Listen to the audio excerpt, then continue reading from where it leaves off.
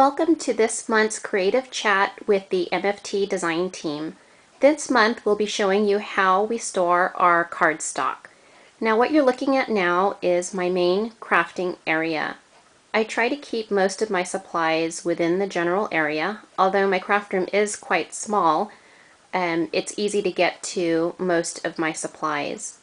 Now to the left of my Easy View desk, I have this tiered storage paper bin that I purchased at Costco quite some time ago, so I haven't seen it at Costco in a while, but it's one of my favorite organization systems for paper and cardstock. Now I only keep a portion of my cardstock here in the first few tiers. Usually when I work on a project, I like to grab for my cardstock scraps when I'm cutting with my dynamics, because I'd like to see what small pieces of cardstock I have first before I cut into a larger piece of cardstock.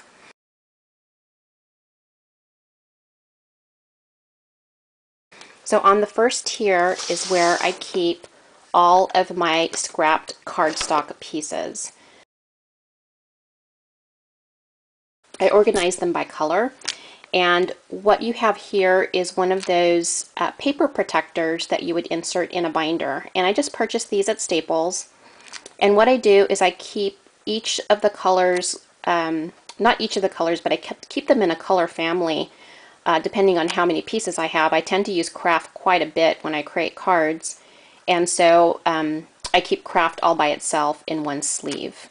So I keep all of the colors in each individual paper sleeve. I tend to use the Hot Fudge cardstock quite a bit too.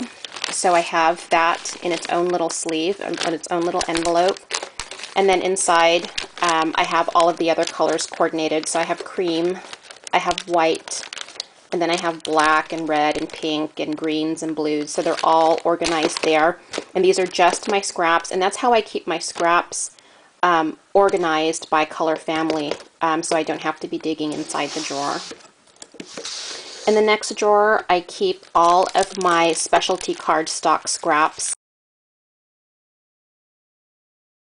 and I have it all cut up and put into these plastic envelopes that I purchased through clearbags.com. Luckily, I actually live near one of their warehouses, so I can place an order online and run over and pick it up.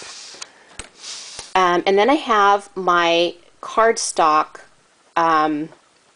organized here, and these are 12 by 12 cardstocks, and they're organized by cool yellows, reds, pinks in this drawer. I really like the coordination Sand It, Tear It, Emboss It paper, so I tend to have quite a number of those in stock, really good quality cardstock, and I have them all organized there in the cools, yellows, reds. And then I have the deeper colors in here,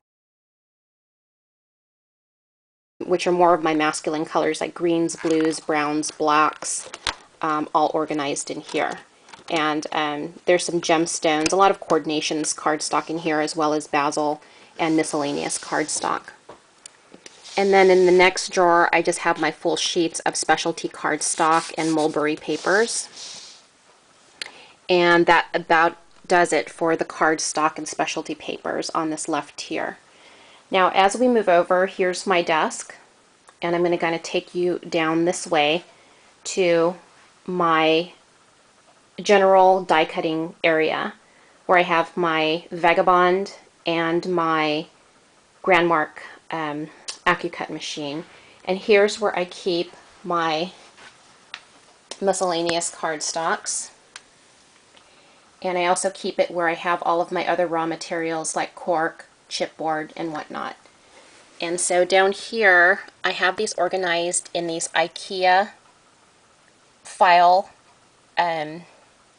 boxes. You'll see that I have my lightweight cardstock in one, and some of those are recollections. Some of them are all, random cardstock, but they're all lightweight cardstock.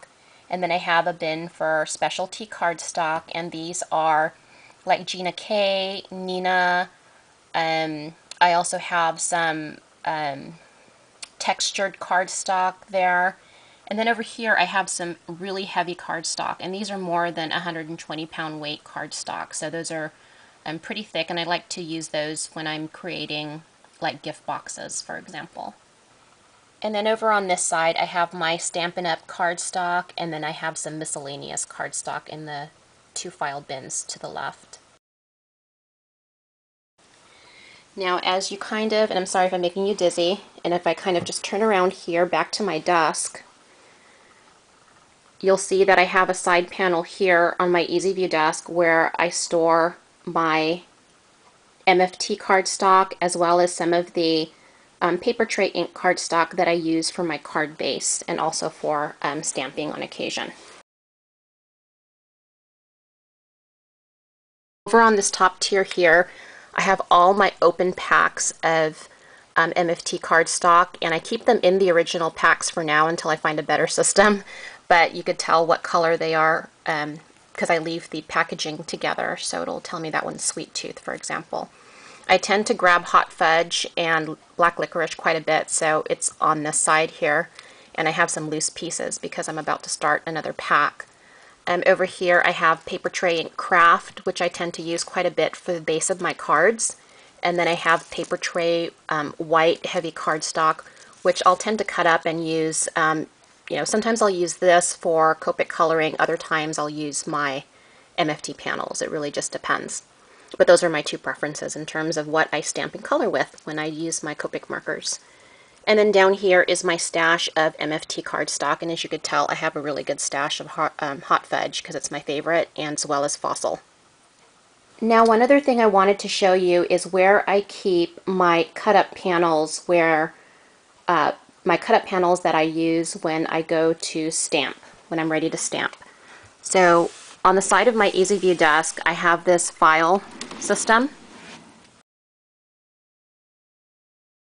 This is where I keep my Copic coloring reference guide. So these are some of the books and tips and tricks that I got from the Copic class that I attended. Here is where I keep my Copic coloring paper cardstock. And so I have Copic Express It paper, and then I also have the cut-up panels of PTI, of paper tray ink cardstock, which I tend to stamp and color with my Copic markers if I'm not using the MFT panels.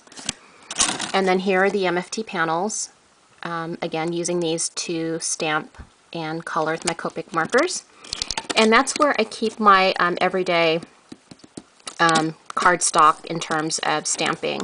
And then I just have some other things hanging in here to keep myself organized.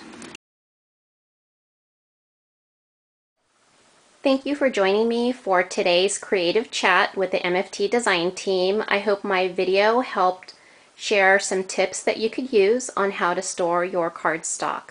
Be sure to visit MFT at mftstamps.com, and for more information about my cardstock storage, visit my blog and I'll have that link included below. Thanks for watching. Take care.